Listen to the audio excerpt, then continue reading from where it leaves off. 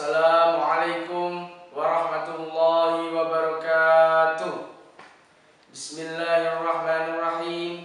Alhamdulillahi rabbil alamin.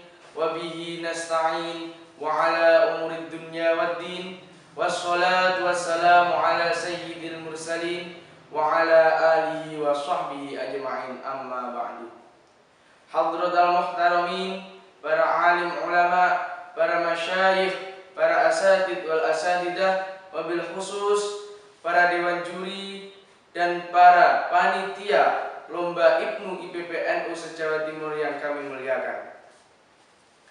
Pertama dan yang paling utama, kita panjatkan puja dan puji syukur kita kehadirat Allah Subhanahu wa taala karena berkat rahmat, taufik serta hidayahnya kita masih bisa diberikan kesehatan, diberikan kelancaran dalam segala urusan, diberikan umur yang panjang dalam keadaan iman, Islam, dan ihsan. Kedua kalinya, sholawat serta salam semoga tetap tercurahkan kepada Nabi Agung Muhammad Sallallahu Alaihi Wasallam yang mana telah membawa kita dari zaman jahiliyah menuju zaman Islamiyah. Hadirin yang dimuliakan oleh Allah, pada kesempatan kali ini saya akan menceritakan sekilas tentang biografi ulama Nusantara yang sangat terkenal di Indonesia bahkan sampai ke seluruh dunia, yaitu Syekhona Khalil Bangkalan. Syekhona Khalil bernama asli Muhammad Khalil bin Abdul Latif bin Hamim. Beliau lahir di Desa Kramat, Bangkalan, Madura pada tanggal 14 Maret 1820 Masehi. Pendidikan intelektual pertama beliau dididik oleh ayahnya secara ketat mengenai ilmu dasar agama, ilmu teladan akhlak mulia sudah tertanam pada diri beliau sejak masih kecil. Setelah itu, Kiai Abdul Latif menyadari bahwasannya anaknya tersebut mempunyai bakat yang sangat luar biasa.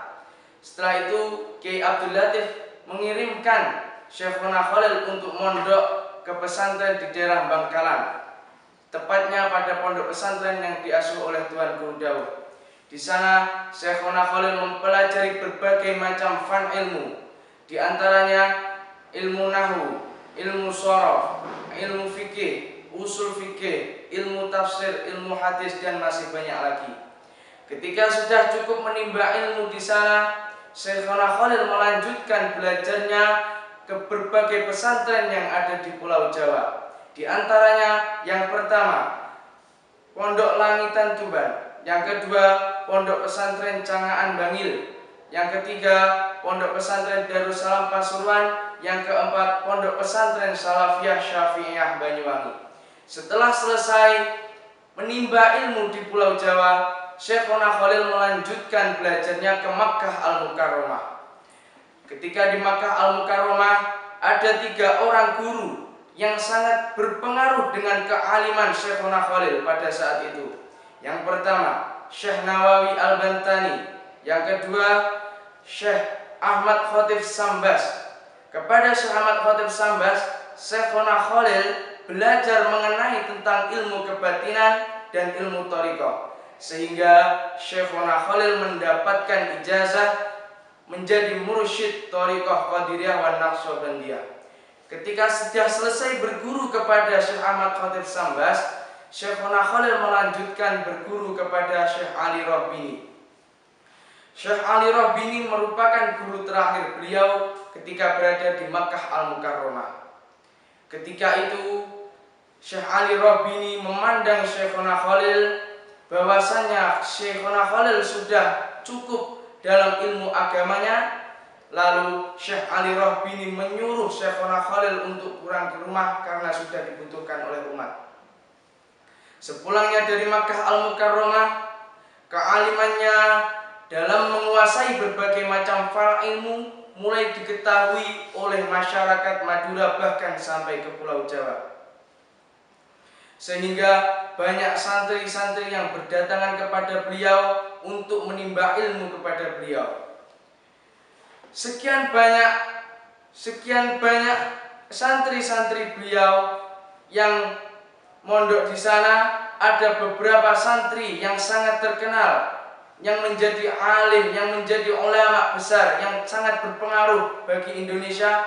Di antaranya Kiai Haji Hasyim Asy'ari, yang kedua Kiai Haji Abdul Karim, yang ketiga Kiai Haji Munawir Krapyak, yang keempat Kiai Haji Maksum Lasem, dan masih banyak lagi. Hadirin yang dimuliakan oleh Allah, ketika Syekhuna Khalil sudah sukses menyampaikan, mengembangkan, dan menyalurkan ilmunya kepada para santri-santrinya, akhirnya Syekhuna Khalil wafat dan pulang ke rahmatullah pada tanggal 24 April 1920 Masehi dan dimakamkan di Marta, Desa Madura. Cukup sekian dari saya. Semoga yang saya sampaikan ini bisa bermanfaat bagi kita semua, bisa membuat kita termotivasi untuk lebih giat belajar, untuk lebih giat menuntut ilmu agar bisa lebih baik ke depannya. Billahi taufiq wal hidayah, wa ridha wal inayah. Wassalam.